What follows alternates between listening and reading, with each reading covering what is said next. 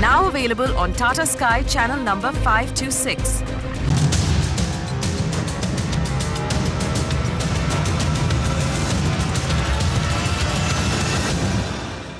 Hello and welcome to the Property News here on Magic Bricks, now India's first property channel. I'm Krishna Kumar. Let's take a look at the top stories that we're tracking.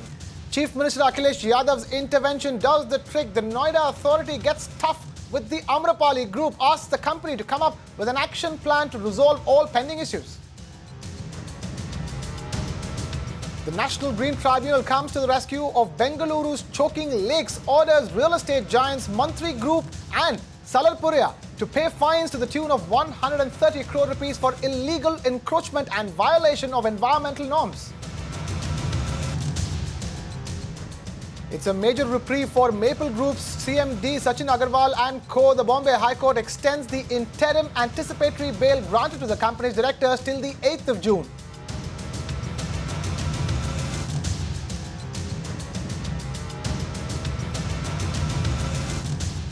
Straight to the top story that we're tracking over here. The Noida authorities summoned Amrapali Group's executive director Shivapriya to its offices on Thursday and asked them to come up with an action plan to address home buyers' complaints. The authorities' action follows a directive from Chief Minister of Uttar Pradesh Akhilesh Yadav. The Noida authority has now begun meeting Noida home buyers and addressing their complaints firsthand. We have Deepa Rana, who was present at that meeting, getting us more details.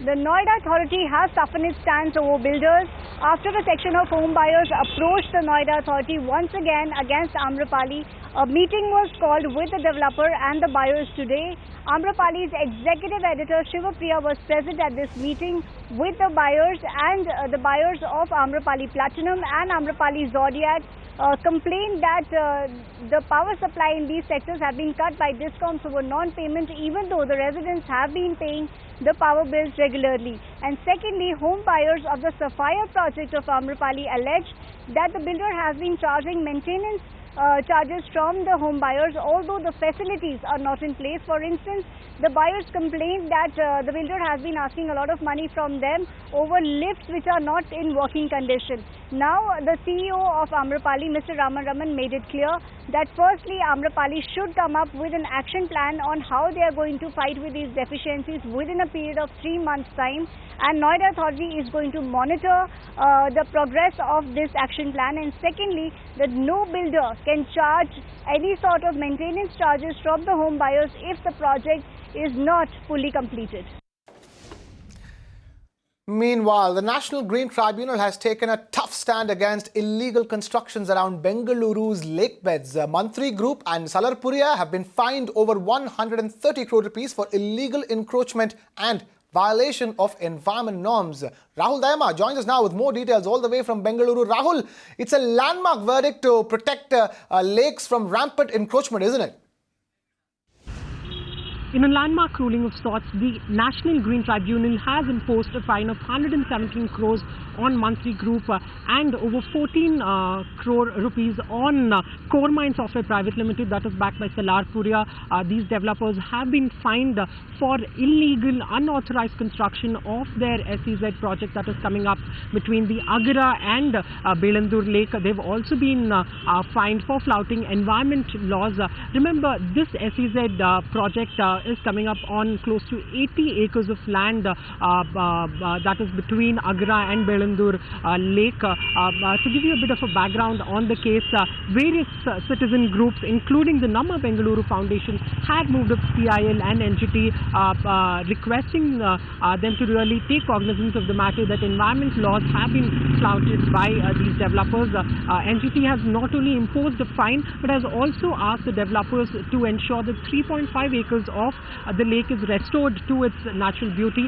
They have also rejected, squashed all the clearances that they had obtained for the project. So the developers will have to really apply for the clearances again. And lastly, they have set a buffer zone limit for all constructions that will come up on lake beds. 75 meters is what has been set for lakes, while for stormwater drains they differ between 50 to 30 meters there.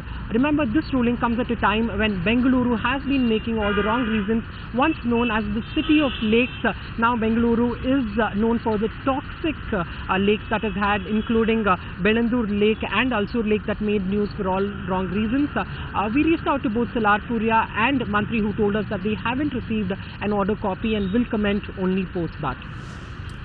Shifting focus to some big relief coming in for Maple Group, as the Bombay High Court has extended the interim anticipatory bail granted to CMD Sachin Agarwal and other directors till the 8th of June. The company is under fire for allegedly cheating people through misleading advertisements. It is further alleged that the developer falsely claimed to be under the ambit of the Prime Minister's pet project, Pradhan Mantri Awas Yojana. Ruchi Deshpande gets us all the details. Bombay High Court has certainly granted some relief to Maple Group's CMD Sachin Agarwal, as it has extended its anticipatory bail plea by another month. Now Sachin Agarwal, who is the CMD of Maple Group, his advocate told us at Magic Bricks Now that the interim anticipatory bail plea has been extended from the 5th of May to next month, that is the 8th of June, and the further legal proceedings will take place only after the hearing takes place on the 8th of June. He further added that Pune EOW, who is also investigating this case, will receive full compliance on Maple Group's part, and they will come in as and when required for questioning. He also stated that the Bombay High Court has recorded a detailed affidavit of what happened in this case. Now, we at Magic Bricks Now also spoke to the Pune Economic Offences Wing, and they told us that they still stand by the decision of bringing in Maple Group CMD Sachin Agarwal for custodial interrogation. Now, remember that Sachin Agarwal already appeared before the Pune EOW as summoned on the 4th of May, and the Pune EOW stated that he has already refunded about 13,000 applicants who had filled their form manually and paid about 1,500 rupees each. Regarding the online payments, the Pune EOW is still in the process of verifying those payments made manually and online, and they will take 1 or 2 days to decide how many online payments are still pending and how many of them are made. So we at Magic Bricks Now will track this case and let you know whatever happens on the 8th of June, that is next month. Moving on, the developer of luxury homes, Mumbai-based Hiranandani Developers, is set to venture into affordable housing. The company's co-founder and managing director, Hiranandani, exclusively had a conversation with Magic Bricks Now and said that the projects will come up in Mumbai region. Listen in. We are already looking at it very seriously. We already started making smaller sized apartments for different sectors, and we also plan to move into affordable housing in a bigger way. Unless you don't get the property, you're not able to make an estimate. Right. Because ultimately we have to buy the land, get the approvals, get the FSI, get the additional FSI, and then be able to put it in the market. But we are certainly looking at it seriously. A year down the line, yes. Now, there's some big push for the ease of doing business. The lower house of the parliament has passed the Bankruptcy Bill. This takes India a step closer to having its own bankruptcy code, which will enable faster exits for firms and help them turn around their businesses, thereby improving the ease of doing business. Now, the Bankruptcy Bill 2016 was passed with all the amendments proposed by the Joint Committee of the Parliament. This code will replace the existing obsolete bankruptcy laws and provide a time-bound process for resolving issues. The bankruptcy law will cover individuals, companies, limited liability partnerships and partnership firms, and the amended laws, including the Companies Act, to become the overarching legislation to deal with corporate insolvency. It will help in faster debt recovery for creditors as well. The bill will now go to the Rajya Sabha for its consent. The government expects the bill to sail through the upper house as well, since members from that house were also part of the joint committee. Moving on, Mumbai's civic body BMC's latest draft on the development plan has proposed 5 FSI from the current 3.5 for the construction of commercial development in Mumbai. Developers and consultants believe that this move will make more commercial space available in the market. Disha Shah gets us this report. The BMC's development plan proposes to increase the FSI of commercial space in Mumbai. The civic body has proposed to increase the FSI from the present 3.5 to 5 for the construction of commercial development. But the increase comes with a catch. Developers will have to pay 100% of the ready reckoner rate.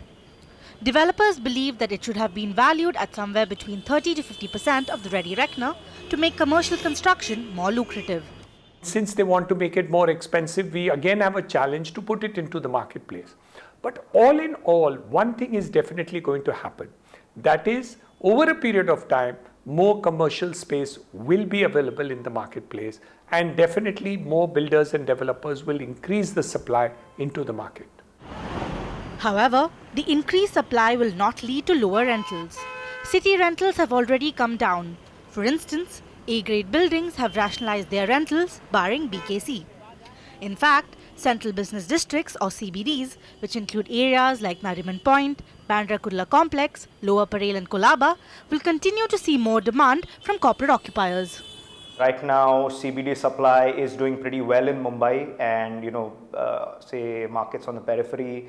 Yes, there is a certain level of absorption happening, but Mumbai is the financial capital, financial center of the country. So any sort of office supply you're going to see is going to see it in the major markets like the CBD in Mumbai. So that's where the demand seems to be right now.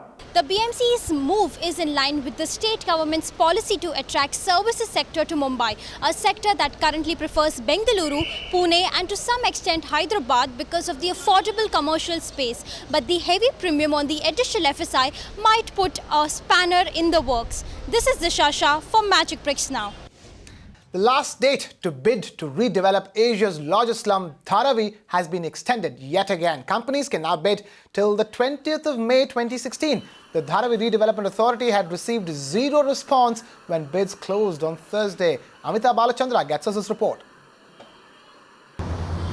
No takers for Dharavi redevelopment project yet again, third time in a row, and this time the extension has been pushed to 20th of May 2016. That's what we're hearing. Remember, 16 developers attended the pre-bid meeting and not one of them has taken part in the bidding process. What we also hear from our sources is that builders at this point think that the bidding process itself is very, very stringent, considering the eligibility conditions are very tough at this point. Also, what they demand is that the authorities must give them a TDR or transfer of development rights that they can use elsewhere in the city, especially in the suburbs of the city. That's what we're hearing. Of course, remember, this 400 hectares of redevelopment project is being taken place through 5 sectors. The 5th sector was redeveloped by MADA. The first 4 sectors via PPP mode, for which the bidding process is open till the 20th of May. However, Sector 1's residents are also very unhappy with whatever they've been given so far. They've been given about 405 square feet apartments and they are demanding for 750 square feet apartments, and most of them even say that they don't want the redevelopment project at all. So a lot of confusion there, and in fact there needs to be more clarity, and that we're here, waiting for from the authorities itself. But for now, what we know is that the bidding process for the project has now been extended till the 20th of May 2016. Meanwhile, residents of Sector 5 of Dharavi, which was redeveloped by MADA, held protests opposite the MADA office, demanding the possession of their homes. Just a couple of days ago, MADA had handed over keys to 266 slum dwellers to their 300 square feet apartments. However, over 250 residents have been disqualified from the redevelopment project altogether. These residents have been asked to vacate Dharavi in the next 3 days. Amita Balachandra, who was at the site earlier in the day, gets us this report. अभी हमारा एक धारावी का system मंडल वहाँ पे गया हुआ था। वहाँ पे उन्होंने ये कहा है कि हम लोग जो अपात्र लोग किए हैं उनको अपात्र ही घोषित करेंगे और 3 दिन में वो लोगों के ऊपर कार्रवाई करेंगे। जब तक वो लोग पात्र नहीं होंगे उन लोग को हम लोग जगह नहीं देंगे। तो आज इतने सारे लोग, जब 50% लोग अपात्र किए हुए, वो लोग कभी पात्र होंगे? जब तक उन लोग की व्यवस्था क्या की गई? ऐसा डेवलपमेंट हमको नहीं चाहिए। ये धारावी रीडेवलपमेंट के हम लोग आज खिलाफ गए हैं। आज कल से हम लोग का यहाँ से मोर्चा शुरू होने वाला है। एक भी बिल्डिंग बनने नहीं देंगे धारावी में। इन लोगों ने क्या बोला था 2000 के पहले का एक कोई भी पुरावा लेके आओ, हमने सारे पुरावे दिए हैं। इन लोगों का ये कहना है जो हमारे 200 लोगों को अपात्र कर रहे हैं, अभी 266 लोगों को इन लोगों ने पात्र किया है और उनको शिफ्ट किया है, लेकिन जो हमारे 200 अपात्र घर है किस बेस पे इन लोगों ने अपात्र किया है? एक ये मुद्दा हमारा है। दूसरा मुद्दा हमारा ये है कि जब 2000 की सर्वे पावती को मान्यता तो शासन ने दिया है, उसके आधार पे हमको घर मिलना चाहिए। 2000 की सर्वे पावती सबके पास है और वही आधार पे हमको घर चाहिए। हमारी मांग एक ही है मैडम कि जो सर्वे चल रहा है इनका और हमारा जो अपील एडिशनल कलेक्टर के पास है, तो हमारा अपील के लिए हम लोग को चांस दो। बेघर करके क्या होने वाला है? हम 80 से उधर रहते, हम एविडेंस दिया है, डॉक्यूमेंट्स भी दिया है, लेकिन म्हाडा का जो प्रोसीजर है पात्र का, वो उन्होंने गलत रूल्स डाला है। हम लोग तो पात्र है, हमें चाबी दी है, तो भी हम लोग हमारे लोगों के लिए खड़े हैं लड़ने के लिए कि इन्हें भी यही धारावी में रूम मिलना चाहिए। डॉक्यूमेंट नहीं है, उनसे 2-2, 3-3 लाख रुपए लेके उनको पात्र किए लोगों ने, उनको रूम दिए लोगों ने। जिसका जुर्माना पूरा है उनको रूम नहीं दे रहे। ये देखिए इनके पास डॉक्यूमेंट 95 के है और इन्हें अपात्र करा गया। ये कहाँ का कानून है? Now, Amita also caught up with Chandrakant Dange, Joint Chief Officer of MADA, later in the day and asked him about the protesting residents. He assured that they would look into the matter and meet with residents within the next 1 week.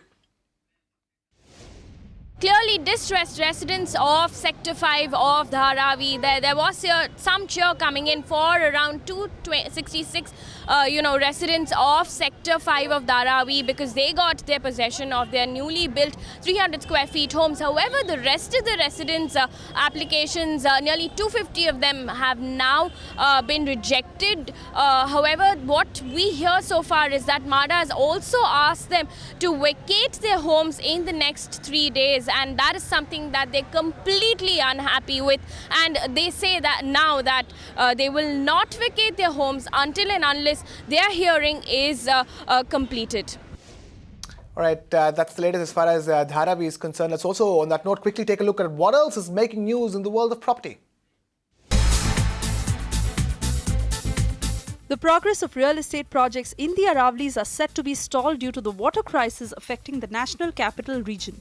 The Union Water Resources Ministry has asked the Haryana government to make the Bhoor area a no-construction zone. The Bhoor area is an area in the foothills of Aravali and it covers the districts of Gurugram, Faridabad, Mewar, Rewari and Mahendragarh. This move is a bid to ensure that the Bhoor area can continue to recharge groundwater, preventing flooding and erosion. The Madras High Court has directed the Chennai Metropolitan Development Authority or CDMA to process pending building or construction proposals expeditiously. As per the order, the CDMA must process all the pending tenders that were sidelined due to the current elections as soon as possible. This directive has come after a PIL was filed by builder body CREDAI requesting the Housing Secretary and Commissioner of the Directorate of Town and Country Planning DTCP to process their project proposals and to pass on applications submitted for planning permission. There's more bad news coming in for liquor baron Vijay Mallya. Mallya's go and retreat, the Kingfisher Villa, is set to be auctioned. The property located at Kandulim Beach is estimated to be worth 90 crore rupees. The matter is still awaiting the approval of District Collector Neela Mohanana. The collector is likely to make a decision on the property sometime this month. Both the consortium of banks and the USL Group are fighting for the first right to buy the property. On to some more relief coming for home buyers in Mumbai. A flat owner will no longer have to approach Mumbai's civic body, the BMC, for permission to change the layout of his house, like reducing the size of a bedroom or expanding the hall like you had to do earlier. BMC Municipal Commissioner Ajay Mehta said that the civic body will not interfere during the renovation of a flat as long as the load-bearing walls or pillars are not touched. Moreover, BMC will also now insist only a self-certification signed by a certified consulting architect appointed to carry out the renovations. These changes will be incorporated in the new development control rules and are also part of the civic administration's ease of doing business policy to cut down red tape and corruption. Now, moving away from all of that, if you're planning to get interiors that radiate positivity in your house, then this is the right show to watch. Here's a slice of this week's interior show. Take a look. Well, Dhaval, beautiful room, very colourful. I see a bright yellow suddenly after a lot of steel greys and bronze. Right. So, whose room is this? This is a room of daughter and her grandmother. Okay, now again, those are like different generations living in together. How have you tried to strike the aesthetic balance, keeping people of different age in mind? Yes, that was the challenge. So we chose a wine color, a little more royal. At the same time, it's also a royal color which belonged to the generation of the grandmother. True. you know. And similarly, and we went for a light veneer because the wine, again being a strong color and a strong palette, we went for a lighter shade of the wood that we used.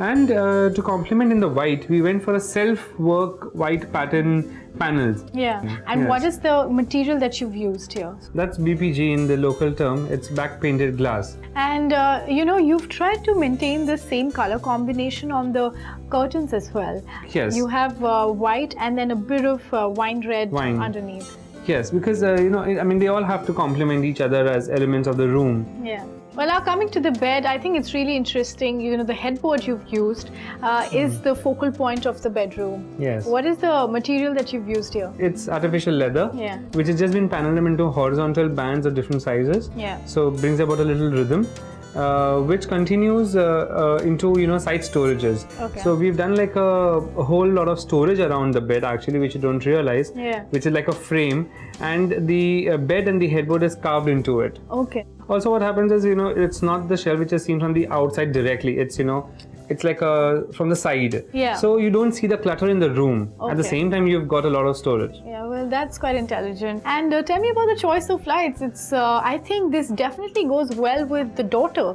I'm sure it must be done keeping her choice in mind. Actually, it's both. You know, the idea of exposed bulbs and having hanging chandeliers was always an ancient concept. Yeah. So it does go with the grandmother's time. At the same time, having a framework light, you know, that's a very modern concept. We've covered the daughter's room and the grandmother's. I'm wondering, what about the master bedroom? When we came to the master bedroom, one, that it has the windows, which is towards the rear side of the building. Okay. So that's very less sunlight that you get from that room. So it was comparatively a darker room compared to all other rooms. Okay. So that was a challenge as to how do we make that space brighter. Okay. And which is why you stuck to white. Yes. White, also that was a client's choice, that he wanted something white, but we made it a little more glossy white. Okay. You know, so it reflects a lot of light, there's a lot of light bounce and brighten up the space. And how about the bed? Because I've seen you really like to sort of make the headboard of the bed very king size, right? So the headboard for the master bedroom was not just an independent headboard, it was a piece of storage. With that, what do you think is up next for me to check out? Oh, you should check out the son's room. Let's go ahead. I see that, you know, as compared to the rest of the house, this one is quite vibrant. You've used a lot of blues and reds. So the brief that was given to us for the son's room was only that it has to have something in blue. Okay. So what we did is we tried to use white and blue as a combination for the room, as a theme. You brought a bit of blue tinge through the curtains here. Yes. Right, you've kept it predominantly white and just a strip of blue underneath. Blue. If you see the room around, I've already used a big patch of blue right in front of you. So to not have blue at eye level anymore, that was the reason. Okay. So it's all at the below levels. In the bed sheet, which is again a level below your eyes, it's like the floor plan almost. You have the lower section of the curtain. So all at the lower level now. Okay. And you know, the headboard is very interesting. Firstly, you know, starting with the first half of the headboard, I noticed that the motif that you've used here is similar to the one on the curtain. Yes. Yes. So we had the idea of using a backlit laser cut work there. That was always there in the theme. So when we went for curtains, we said, why not do a laser cut, you know, fabric work in the curtain also. Okay. And continue that of the same height into the headboard. So first we found the design that is available in patchwork. And that design we transformed into the laser cut jali. Okay. Tawil, tell me about the structure of the bed. How did you go about planning the design of the bed?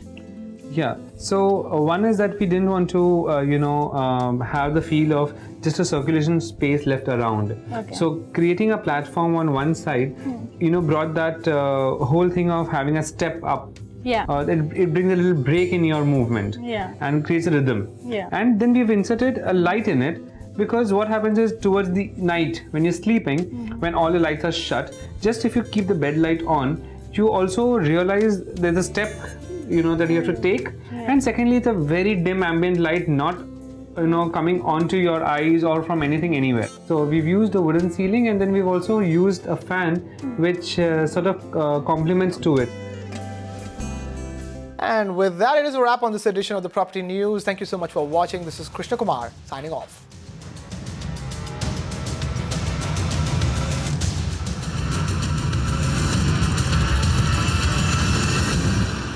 You can watch live TV on our website mpnow.in.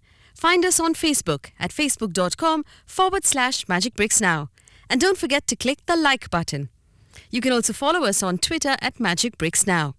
To stay updated with all our programming, hit the subscribe button on our YouTube channel by logging on to youtube.com/magicbricksnow.